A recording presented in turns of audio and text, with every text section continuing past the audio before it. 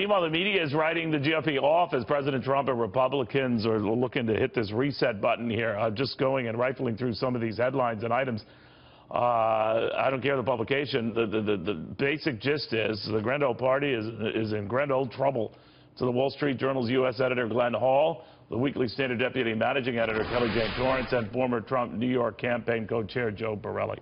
Joe, end it with you on that the media and the pressure is such that they've given up on Donald Trump. I don't think they've given up on Donald Trump. I don't think the public has given up on Donald Trump. I mean, when you look to last week in Youngstown, Ohio, he's still getting the kind of enthusiastic crowd supporting him and broadly his agenda. Did we need some sort of a reset button at the White House? Yes, and I think you saw that this week with the staff shakeup. But I think that is more a message that Trump is not going away, he's not giving up. In fact, the White House has even pushed back on the message that they were giving up on health care. Now we're still going forward with that.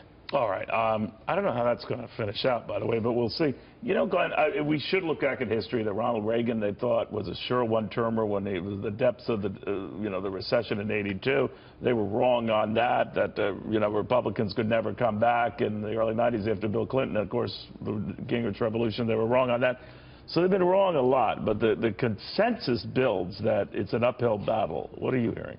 Well, there's still a long way to go to 2018, but we're already talking about it, right? Right. And I think the deal is, are the Republicans going to be able to demonstrate before then that they, in having all levers of power, are going to be able to get things done? And I think that's what's critical. They have been gaining ground for many years. Typically, though, in the midterm of a first-term president, you start to lose ground. Right. And that's the risk that they face. But especially if it's enough to lose one or both houses. They've only got a slim majority in the Senate. Right. Very, very slim. Kelly Jane, what do you think? Yeah, they say necessity is the mother of invention, and hopefully that means that Republicans can come up with something, because they need some legislative victories. Heck, even just one legislative victory going into the 2018 midterms. So why do they revisit the health care well?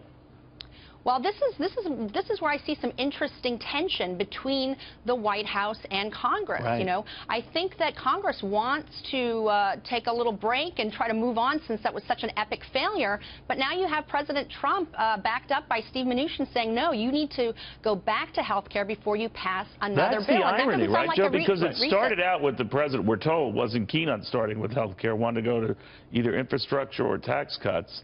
Now he's the one, and I think she's right, because I've heard the same, that he's the one pushing health care, let's do this right, because he doesn't want to concede.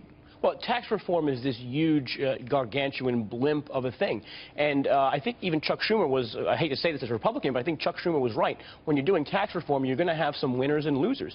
And in order to give yourself enough leeway to have less losers and get more of the public on your side, more of the public to get the benefit, you need to relieve some of this pressure from the Obamacare mandates and the cost of that program. It's going to be tougher. Do it. If they don't do health care first, it's going to be tougher to do tax reform. I understand. Logic dictates that's true, but they're not acting logically, and they're not able to vote logically. I come back to, I see three parties within the Republican Party, right? You've got the conservatives who want one thing, you've got the moderates who want another, and then you've got the Trump Party, right, where he's got a whole different agenda out there, and he's not bringing them all together yet. So is it on him or those parties, or is it the establishment guys? Because somebody's got to do it. He's nixing those establishment guys he inherited. I would include Sean Spicer and Reince Priebus. But I would say, there's also the Senate versus the House in all of this. Absolutely. Ryan versus McConnell.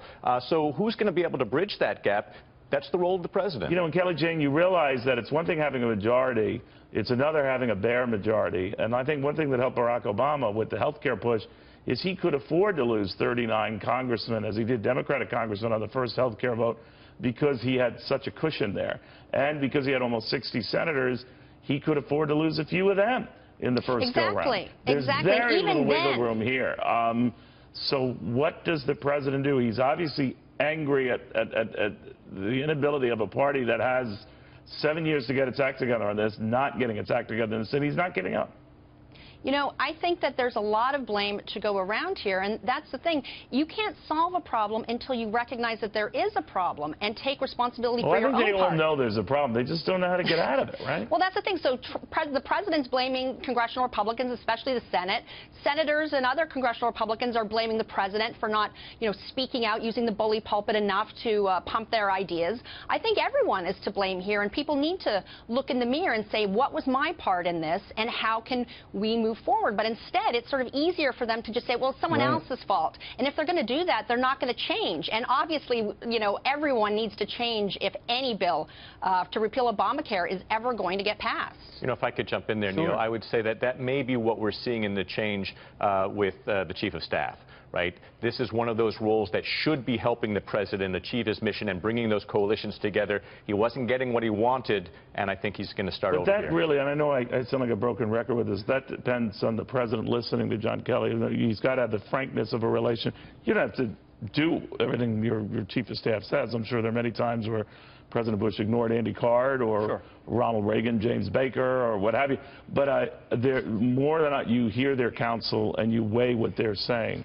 I can't imagine a General Kelly would have allowed himself to recommend the president push the size of his crowds at his inauguration in the first press conference, right? So I'm wondering if the president will listen to him. I think it is. And I think the role of Chief of Staff is not to be a yes man, and that's probably why General Kelly opted to take this job. I think Trump sees him as someone... He didn't want this job. But I think Trump sees him as someone who did a great job at DHS. He gave him a mandate, moved some progress on the wall, and lower illegal border crossings. And he was almost clinical in executing those. Oh, he was a rock star. But is that a guy who's going to do the president's bidding? Or I can see him, I don't know what you guys think, I could actually see him quitting if he's forced on something silly. I think this is a job that, with this presidency, it's about managing down more than managing up. And I think if he gets that right, he might be able to help affect change that the president wants to get done. He's got to control everyone who gets into that Oval Office, and they've got to respect that, I think.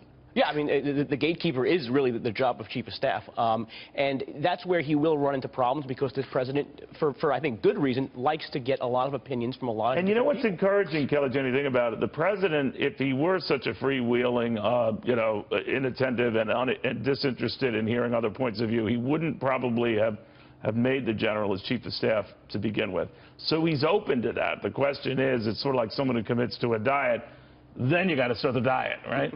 Exactly, and that's the thing. I mean, it's a good first step, but I feel like the last week has indicated that he might not be there yet. He might not be ready to start on that diet. I mean, you have him hiring Anthony Scaramucci, going out, having a vulgar rant against Reince Priebus and Steve Bannon. You and call Steve it Bannon vulgar. still in the White Italian House. Americans call it colorful. That's my family dinner. Well, but I mean, and what, was he punished for this rant? No, he was rewarded. He got Reince Priebus out of there. So you think you're getting mixed messages there? I think so. I mean, the president seems to be encouraging that kind of craziness and disorder that General Kelly supposedly brought in to You should hear what Glenn Hall rid of. says when no one's around. But it is true. It's two different vibes we're getting here. Look, I think the way I would characterize this, if you look back to the campaign and you saw that there were times when they were trying to get Trump to behave in a certain way, more like a candidate, and he didn't feel it was working, he went back to being Trump. And I think what you're seeing right now is Trump surrounding himself with people that will let Trump be Trump. Right. You had Reince as a handler. Yeah. You had Sean Spicer trying to convert the things Trump said into what they imagined the American public wanted to hear. That's not who the American public elected. No doubt. But he's shrewd enough to know, yes, I got here doing it by following my gut. But now, as president, you have to pivot to do things a little differently to get stuff done, right? You know, what's interesting to me is that, we don't know that much about how John Kelly is going to do the job, but I feel like one of the biggest hints is, you remember there was that ceremony at the Coast Guard, and, they handed Trump the ceremonial sword, and Secretary Kelly said, hey, you can use that on the press. And that kind of indicates to me that he is sort of encouraging Trump in his sort of war against the media. Yeah, low-key, Irish Catholic way. So we'll see how that goes. Guys, I want to thank you all very, very much.